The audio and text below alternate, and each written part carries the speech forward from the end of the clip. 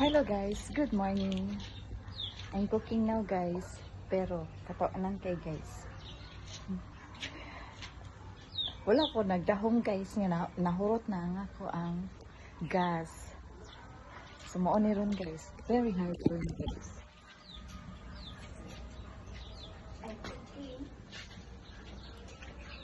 So I'm using a wood guys. Wood.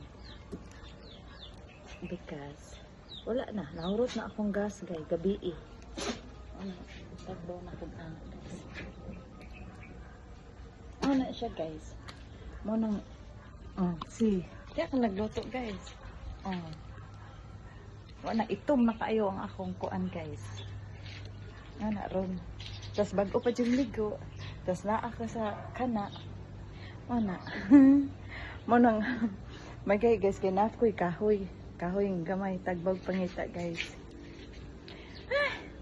Problema. Palit na po doon. Ngita na pong ipait o gas guys. Pero duha man na akong tangke gidiri guys actually. Pero isa lang ang ginapalit. Pero mas may ginita guys duha. O see, I have one and I have the other one. So I have two.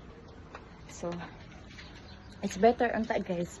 Palitan ito ng duha. Pero, syempre, mahal man. Isa lang sa.